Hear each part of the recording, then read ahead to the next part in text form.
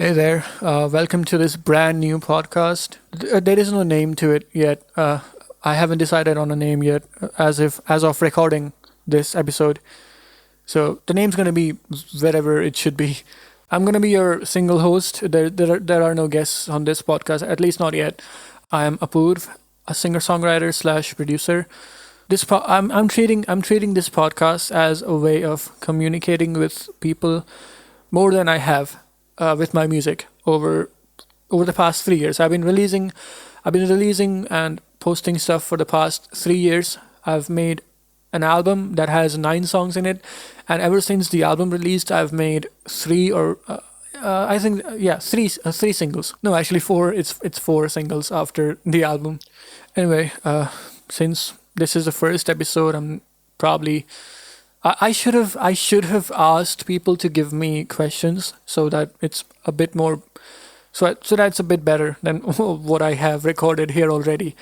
By the way, I'm doing the intro after I've made the entire episode. So what you're gonna find in my podcast are topics related to overall music. There are gonna be video games topics. There's gonna be movies, TV shows, and just stuff in general on social media, I guess. But I don't know. It could be anything. You should listen to the podcast first.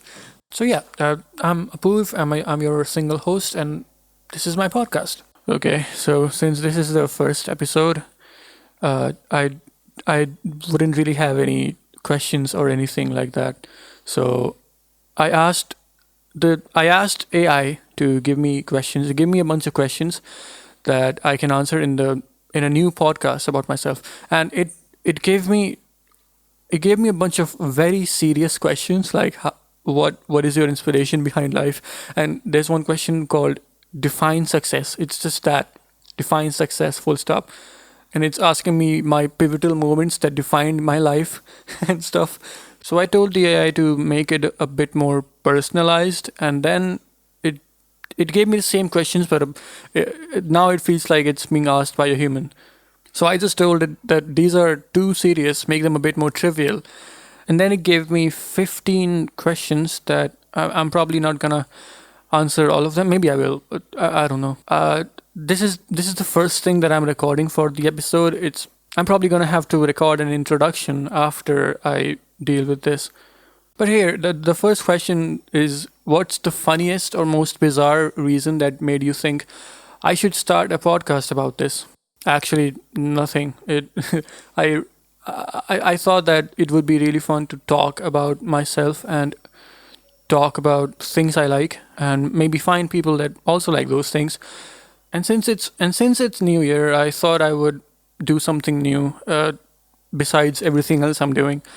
And it just made me think that maybe I should start a podcast. And there are a few podcasts that I have listened to. There's one that I follow very regularly. I'm not gonna say which one it is yet because we're not that far ahead. But to answer what made me think that I should start a podcast is nothing. It was just a spontaneous thought that I had last year. The second question is asking me is, share a quirky or funny incident from your life that surprisingly led to the birth of this podcast idea. It's basically the first question, but it's a bit more humanized now. I don't know about funny incidents or quirky incidents, but I can tell you that you can have certain interests in your life that nobody else would have, and nobody else would understand those interests for you because it's your interests, it's not anybody else's. And in rare cases, you would actually meet someone who also has those interests, those funny or quirky interests. I'm putting them in quotes, funny and quirky. So again, there's a podcast that I really like. I'm not gonna name it yet because again, we're not that far ahead. But listening to that podcast almost every night, and it actually puts me to sleep. Whenever I go to sleep, I just put that podcast on, and it's just going on in the background, and it just puts me to sleep. And it's not like I'm not listening to the podcast. I'm also listening to it, but it's putting me to sleep all the time. Not in a bad way. It's a good podcast. But anyway, my podcast idea was that I would be able to communicate with people more than I have been doing with my music.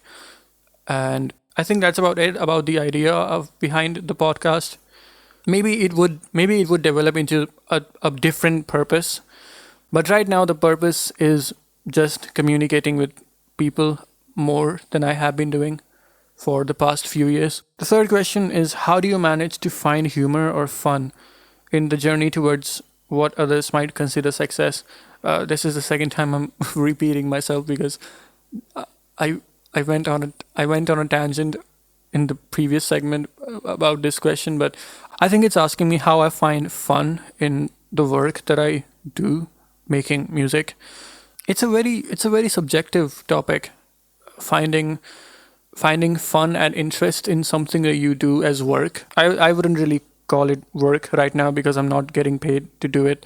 It's more like something I'm trying to develop into work along the way, obviously. But to answer the question, how do you manage to find humor or fun in the journey? I guess you just do. It's not about how you do it. There are, again, like I said, there are gonna be your interests that nobody else would be interested in, and that's fine for me. As long as you like it, it matters. It matters as long as you like it.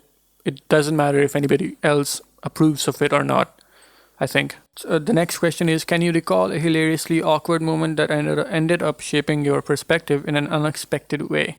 These are very focused questions about focused topics, shaping your perspective. I don't know if it was an awkward moment when I discovered that songwriting can be fictional. It can be, I think it's, there are certain balancing points that you have to consider when you are a songwriter or a composer or a producer.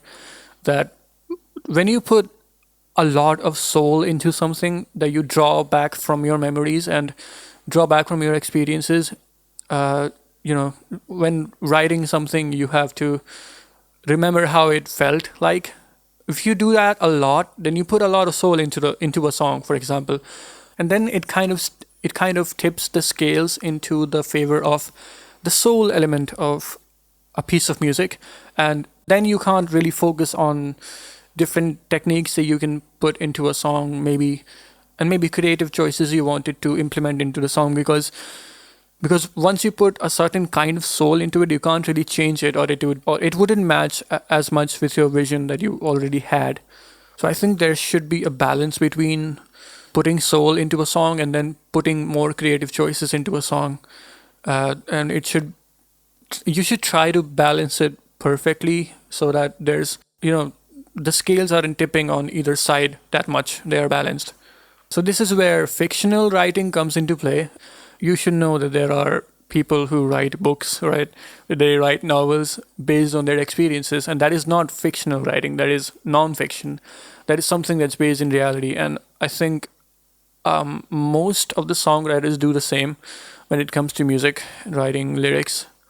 That they draw back from their experiences and memories. But I think fictional writing goes a long way with showcasing your creative skills and also your like how much soul you can actually put into a song, even though you haven't experienced any of it. A great example would be, in my opinion, it would be Ed Sheeran's um, number six collaborations, the project, the number six collaborations project. Ed Sheeran is known for his love songs, right? But there's one song in particular in there that is with Bruno Mars called "Blow." It's just called "Blow" in capital. And it's a hard rock song. It doesn't really fit into the album, but Ed Sheeran makes it fit into the album because there are other songs in the album that are very different from Ed Sheeran's signature style. Now, if you listen to "Blow" by Ed Sheeran and Bruno Mars, you would notice that it is something that Bruno Mars would write, but it's not something that Ed Sheeran would also write. I mean, if you go further back, there have been songs from the Multiply album that didn't felt like Ed Sheeran songs, like "Don't," just the song "Don't." But in the song "Don't," you could tell that maybe Ed is also drawing back from his experiences. But in "Blow," in the song "Blow," you can't really feel that. Another great example would be Taylor Swift's whole album "Folklore." I don't listen to much Taylor Swift, but one of my professors told me that the whole album Taylor Swift has written is written by having a bird's view perspective, which is you don't write from your perspective alone. You write from another person's perspective, and that is really done well in Folklore. What I'm trying to say is it changed my perspective on songwriting when I discovered fictional writing, because authors do it all the time. Book writers, authors, they do fictional writing all the time. Lord of the Rings, A Song in Ice and Fire, and Harry Potter, and all that stuff. So yeah, it's not really a moment that changed it. It's just gradually it shaped my perspective into thinking that maybe fictional songwriting could also be a thing, and it is a thing. I just didn't know it yet. And maybe you didn't either. The next question is, what's the weirdest hobby or interest you have, and how does it sneak its way into your daily routine? I don't really have any weird hobbies.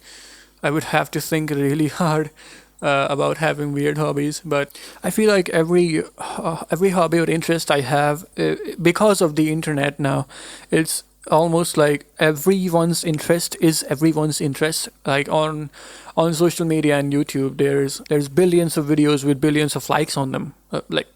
Overall, not a billion likes on one video, and that really goes to show that whatever sick and depraved interests you have, somebody on the other end of the planet would have that interest. So that makes it normal instead of weird. Any weird interests or hobbies that you or I might have. I guess I could talk about one. It's not really a hobby or an interest. It's just something that I have to deal with music, actually. So ever since I've been writing music, with overall compositions and lyricism, I can never really listen to music.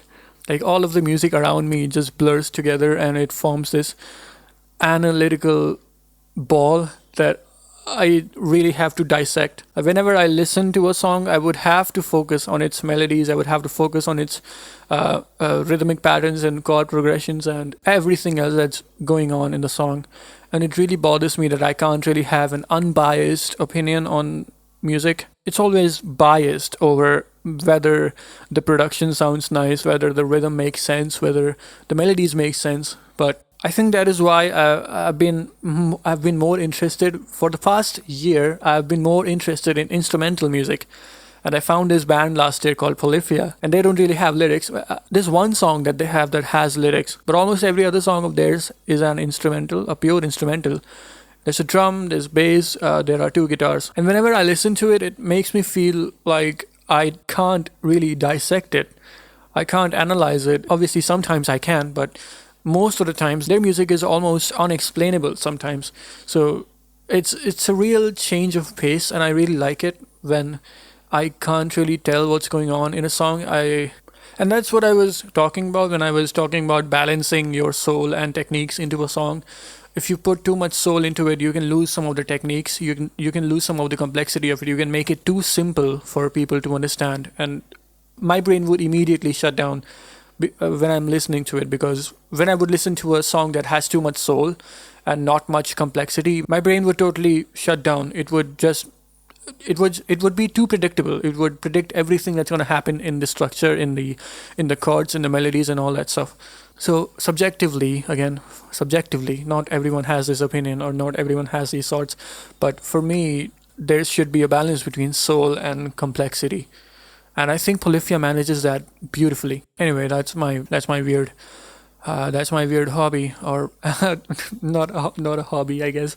That's my weird analytical thoughts about listening to a song, and I just don't like it when songs have a really simple and predictable structure. People say that it makes it catchy, but uh, in my head, it just makes it forgettable. Like, yeah, it makes it catchy. It makes you remember it well, but in my mind, it's like this is just like every other song that I listen to. It's not special, so it's forgettable for me. So I think the more complexity you have, people like me are gonna like it more, I guess. The sixth question is, share a comical story of how you handled a tough situation and how it surprisingly worked out well. I guess I could talk about performances that I fucked up. I don't know. There was one time that I was doing a sargam from Ami Tomar, and for those of you that don't know what a sargam is, it's uh, if you know Western music theory, you know there's solfege, right? There's do, re, mi, fa, sol, la, ti, do. That is the Western version of solfege, and in India we have an Indian version of solfege. And in India, there are ornamentations with that. Using that form of solfege, you have to do very long runs with it, like runs that you do on a piano or on a guitar. You have to do those runs vocally, and that is called a sargam. So I was doing a sargam on the stage, and I missed one count of a bar that it's supposed to start on the downbeat. It's supposed to be starting on a downbeat, but I missed the downbeat and I started on the second count. So all of the sargam just shifted a one count ahead, and I felt like I wouldn't be able to manage it when it shifted on the second count, because I know people can also improvise on offbeat singing and offbeat, like singing on the weak beat when they mess up a count.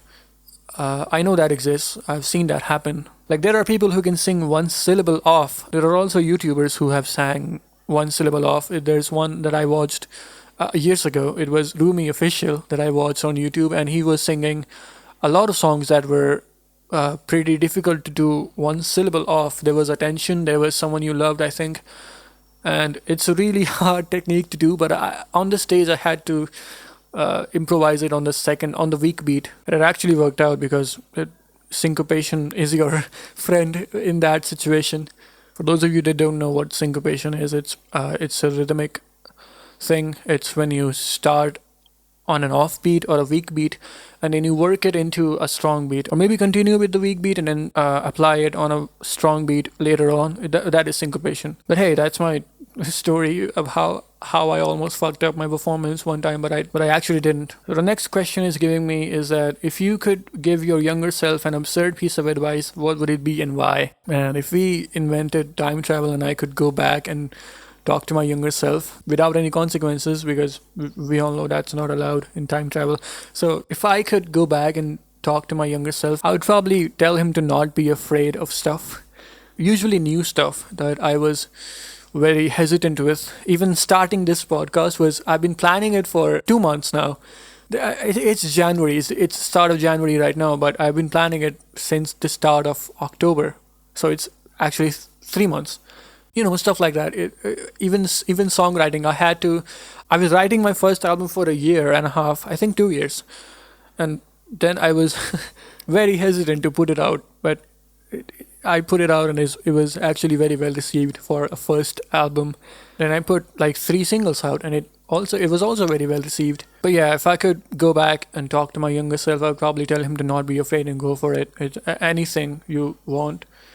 Question number 8 is, what's your secret to balancing work, play, and a dash of randomness in your daily life? First off, I'm not working. I'm in college right now. But the second aspect of play, I do play video games a lot. And for the third aspect, a dash of randomness, I don't know what that means, but I think it just means doing whatever in your day. Actually, I don't know how to answer this question. I don't really have any secret that I want to tell. So I'm just gonna move on.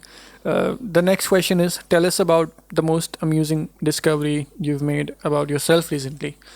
I've discovered that I can actually play Polyphia songs. I know it sounds impossible, but I can actually play Polyphia songs. The song that I was struggling for a long time was Playing God by Polyphia. It's been around a year now that I discovered Polyphia, and I discovered that song, Playing God. And I've been trying to learn it since I listened to it. I can get the intro pretty well, but when Scott comes in with that 16th notes playing, is just it's a bit too much.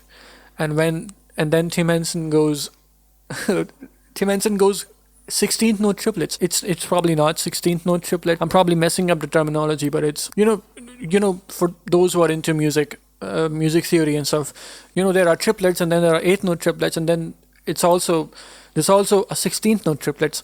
I think Tim Henson does the 8th note triplets in Playing God above the 12th fret. He goes like a triangle shaped chord. That is the most difficult part for me in Playing God.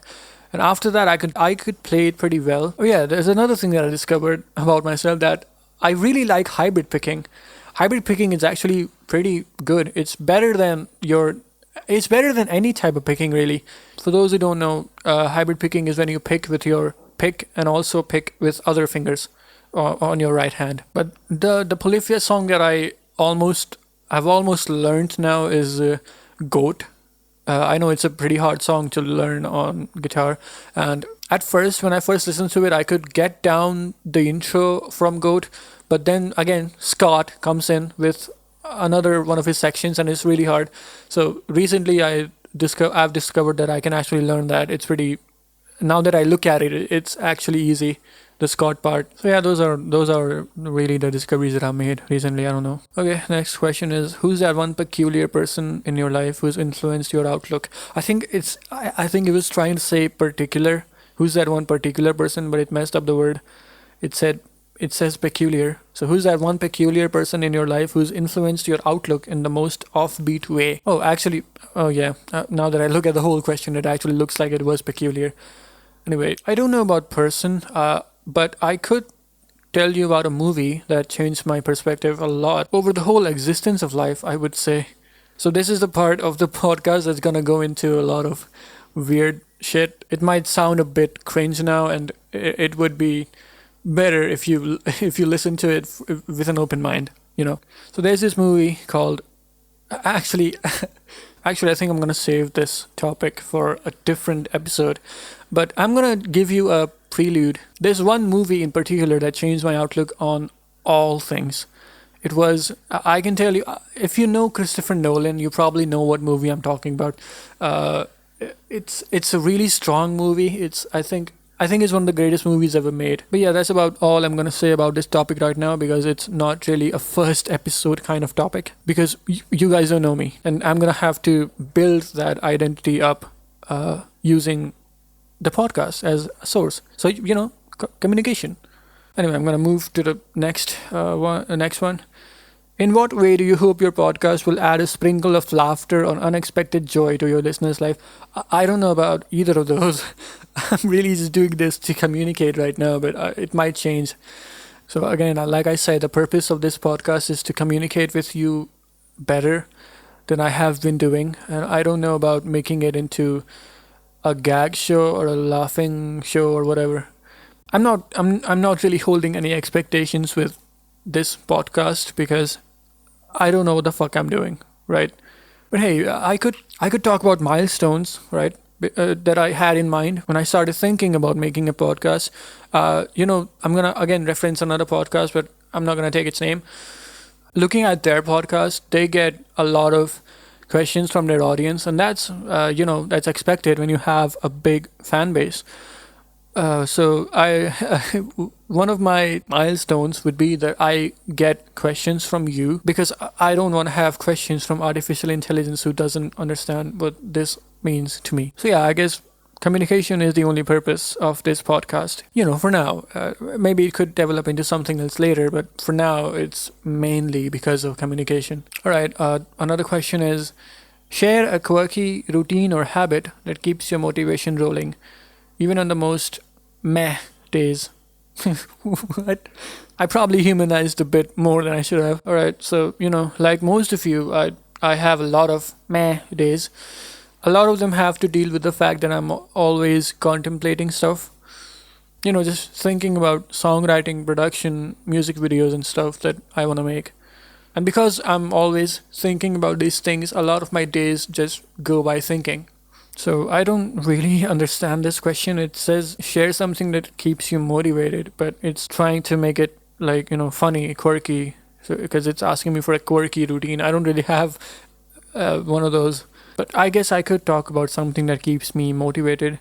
Everyone goes through a lot of stuff, and songwriting makes you project a lot of it out into the world where people also have gone through the same stuff. Help someone out, I guess. Because for me, a lot of music is projection. It's a projection of your emotions, it's a projection of your experiences. And when it's fictional, it's a projection of your thoughts. So I guess I could say that songwriting really makes me. I actually forgot what I was talking about. I actually zoned out for a second. I'm probably not gonna finish that train of thought. I'm gonna move on to the next question. I'm so sorry. Where do you see yourself on the spectrum of weirdness in the next few years? I'm gonna take some things out of that question. I'm just gonna ask, where do you see yourself in the next few years? I see myself as a songwriter. I see myself as a producer, a performer, maybe composing music for movies or shows. There's a lot that I want to do with music, and in the next few years, I see myself as a performer most of all. Like I want to be able to go to different places in my country, maybe outside the country. I haven't really thought about going outside, but if it's just like a performance for a week or a month, I might be inclined to. But mostly I've thought about touring my own country and performing in my own country. So yeah, it's my goal. I guess I don't really have a goal because that would mean that I have to stop, right? But yeah, the premise of my music would be that making more and performing more. The next question is, what's the silliest but most effective reason you've learned so far in this crazy adventure called life? So think it's asking me my life lesson because it's nearing the end of the list of questions that the AI really just spat out for me. I don't have a life lesson. I'm not that, profound and old, I guess. So I guess I could say that don't worry about stuff that you don't have control over.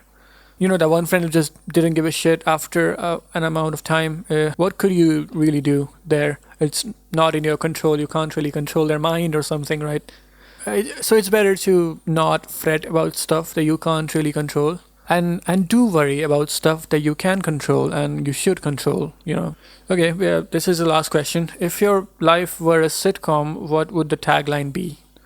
I think if it was a sitcom, it would be "Wubba Lubba Dub Dub." There is no God. I'm not gonna get into that right now. It's a topic for a different day. For those of you who are confused, it's a reference from an animated show called Rick and Morty. It's on Netflix. Watch it. It's amazing. Anyway, it's been a pleasure talking to you. It's about I'm 50 minutes into the podcast making this, and I haven't yet recorded an introduction, and I'm gonna do it after I record an outro. So yeah, this was episode 1 of a yet to be named podcast. I also forgot to mention that I haven't named the podcast yet. So this was episode 1 of whatever I choose the name to be. And I'm really happy that I actually started it. I'm probably going to do this on a weekly basis. So I'm recording this on Friday. I'm probably going to record it. I'm probably going to record a few episodes on a few more episodes tomorrow and on Sunday. But I wouldn't know what to talk about. I would probably be talking to another AI. But actually, I'm going to ask a few people I know what should I do on the podcast and what kind of questions I should tackle and stuff. Anyway, this was episode 1 of whatever name I choose for the podcast. And since it's the first episode, I should probably let you know that I'm working on an album. It's gonna be an all acoustic album. It's gonna have a lot of songs in it, and probably a few collaborations with other artists as well. It's all gonna be in English. So if you write songs in English, why don't you contact me and maybe we could make a song that goes into the album. My Instagram handle is Apoorv_Sharan. That is, in spelling, it is APOORV_SHARAN. My Spotify and YouTube has the same name. Just don't put underscore. It's just Apoorv Sharan. I have a lot of music out on Spotify and YouTube, so just go check them out. And this podcast is a new thing that I'm doing. So wish me luck. I'm trying to think of a cool tagline that I should put in the end of the episode, and I'm really blanking out. I should probably not think about it too hard. I'll just see you in the next one.